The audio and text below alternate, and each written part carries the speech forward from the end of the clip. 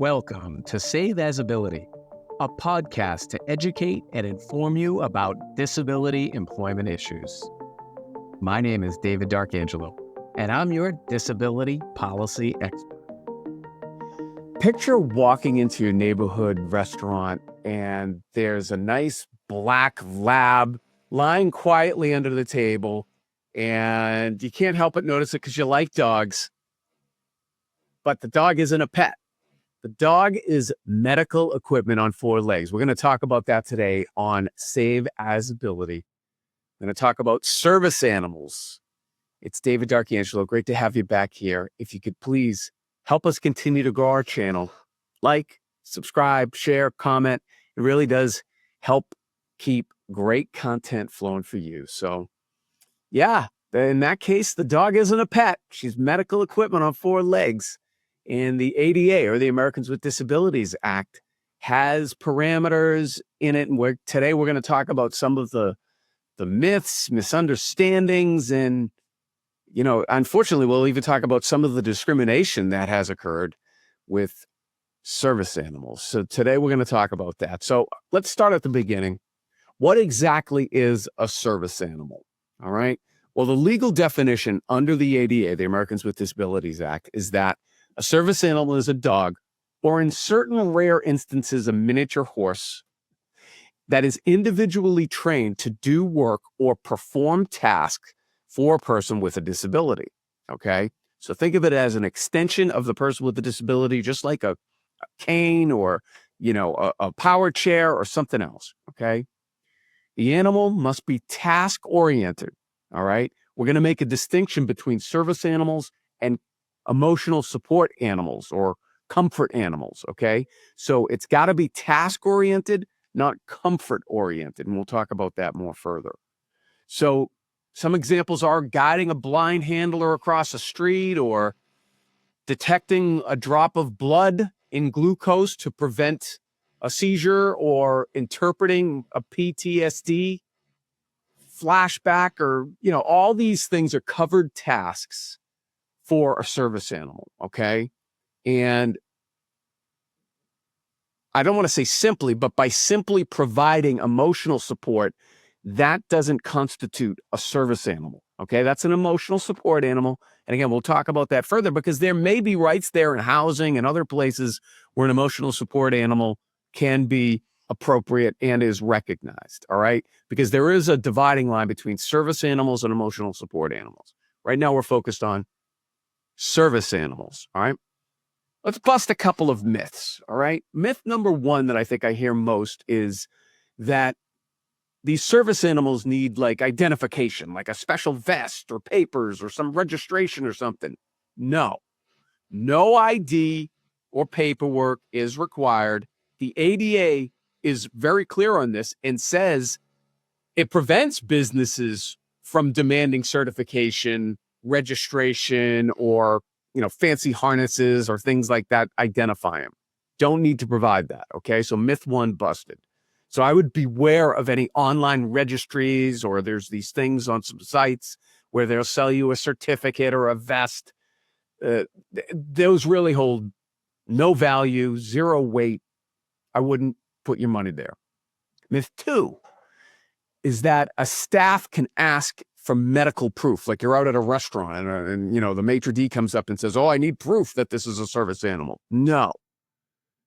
Again, the ADA is clear on this. And when I was director of the Office on Disability, we put out a guide on this, and there are only two questions that can be asked. It's in the ADA guidance. And so employees may only ask those two questions when it's not obvious that the dog is a service animal, okay? So if the person is obviously blind and they have a white cane and they also come in with the service dog, and it's obvious that that's a service animal, then you can't even ask the two questions, okay? But the two questions are, is this dog a service animal? And is it required with your disability? And then number two, what work or task is the dog trained to perform? That's it. Those are the only two questions you can ask. All right. So you can't demand the handler to disclose their disability or to demonstrate the task. The dog isn't doing tricks or to produce medical records. Okay. None of that can happen. All right. You've got to think of this as an extension, as a tool really for the person with the disability. This dog is providing independence and self-determination for that person, and we need to respect that. All right. Now, there are handler responsibilities as well. All right. So with rights come duties. That's like an old adage. And so the dog must remain under control and be leashed and harnessed. Like it's not, immune to all of the other animal control laws. So like, if your city or town requires that your dog is licensed, then okay, that's appropriate for public health and everything else. Okay. So there are some responsibilities, or many responsibilities, for the handler as well, because this dog, these are highly trained animals. There's a lot of time and money and resources invested in them. So believe me, it's in the handler's best interest to make sure that that dog is well cared for in many ways. That includes remaining under control and, being house trained. And, it's going to be rare that a service animal is going to be out of control and is not going to be housebroken. Okay. That's generally like the dog has to be sick for that to happen, basically. Okay. So, care and supervision being provided for these animals really is excellent, because think about it. Like, you're asking this dog to transport you across a busy intersection in traffic. So of course you want that dog to be able to perform well when it needs to. All right. So the general tip here, my tip that I would give everybody on both sides, both the handlers, the people with disabilities, and the Title III people, the places of public accommodation. So your restaurants, your, hospitals, any place that the dogs, that these service animals are, is show mutual respect. Okay.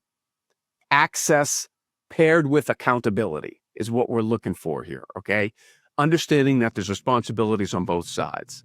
So there are some instances where a business can say, no, this service animal is not allowed. Okay. But they're narrow. Okay. And that is really failure for these two questions. So number one, the dog isn't housebroken and is making a mess everywhere. And again, if it's a truly trained service dog, that's going to be exceedingly rare. And then number two, that the dog is out of control, or the handler isn't able to, control the dog. Again, exceedingly rare for that to happen. But those are the grounds that a business, if the dog is acting up and, then the business can take action there. Okay. But again, that's probably unlikely. If the dog isn't really behaving, good chances are it's probably not a service animal. All right. And then even if it is removed, even if the dog is removed, you still can't discriminate against the person. Like if they're ordering food or whatever service they're getting, whatever, you still have to be able to provide those services in another way. Like, look, your dog's out of control. I'll meet you at the curb to be able to give you your whatever, XYZ product or service. Okay. So like a scenario there would be like, it's a very crowded grocery store and there's other service animals in there. And, one service animal, they just don't agree for whatever reason. And then the grocery manager would get involved and say, hey, I have other service animals in the store right now. What service can we provide to be able to problem solve her? Can we give you curbside pickup? Is there an alternative here? And go through that as a process. Okay. That would be like an extenuating circumstance, I guess. But for the most part, that's not going to come into play because these service animals are very well trained, which means they're very well behaved and they're under control of the handler. They're there to provide access and independence for that person. All right. So another couple of things, like people think like, oh, well, you can't take the service dog here or there. No, you really can take a service dog pretty much into any place of public accommodation. All right. Now, within the Americans with Disabilities Act, the ADA, Title III is places of public accommodation. So that includes all government agencies and buildings and offices, restaurants, hotels, buses, pretty much every place you can think of that you could go as a member of the public, your service animal has the right to escort you there. Could there be exceptions for like a burn unit in a hospital? Okay, maybe, or, something like, very extenuating circumstance. But for the most part, that service animal is an extension of the handler, of the person with the disability, and has the same rights that that person with the disability has to be able to travel freely throughout our society. Okay. So there are a couple of exemptions. For example, religious institutions like churches. Those are not places of public accommodation in every context because they're private and the particular religious service is exempt under the Americans with Disabilities Act. Okay. However, many or most churches still allow service animals. Okay. And again, provided that the dog is under control and, is housebroken and all that. All right, let's just spend a moment just on the delineation between emotional support animals and service animals. And there is a dividing line there. The ADA, and they've put out guidance within the past probably 8 to 10 years on this. And clarity is still evolving, okay? But emotional support animals are not covered by the ADA's public access rules, okay? Though they may receive housing or air travel protections under like the Air Carrier Access Act or fair housing laws. Okay, those are different environments. So they may have protections there, emotional support animals. Okay, but the takeaway is we shouldn't conflate emotional support animals with service animals. Okay, doing that is like, kind of undermines the whole, legitimacy of these animals. And we don't want to do that. There are some other layers to this as well, like state and local governments, for example. So the federal rules is what we've been talking about so far, those laws and regulations that have been promulgated through primarily the ADA, but other laws as well. That's the floor, not the ceiling. Okay, so states and localities, they can grant more rights and make it more accessible, but they can't have fewer rights or make it more difficult for service animals in the ADA baseline. Okay. So, like, for example, some states recognize service animals in training and, in other ways to make it easier for service animals to be able to travel into more places. All right. So, but you got to know your jurisdiction. This might not apply to your state or your city or town. So you got to check that out. There's a couple of calls to action here. All right. The first one is to business owners to train staff. Know what you're talking about. Know your rights because you do have rights. Okay. So post and clear signage, making sure that people aren't discriminated against is the number one thing. You want to be a business that attracts people, not keeps people away. All right. So kind of like common sense types of things. And then for handlers, make sure you know your rights and responsibilities. Okay.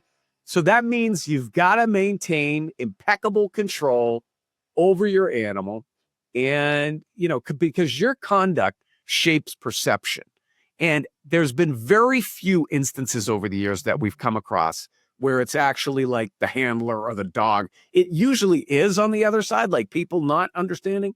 But in certain instances, there have been times where the dog, for whatever reason, or the handler, for whatever reason, wasn't able to perform, again, those two things where it wasn't housebroken or it got out of control. All right.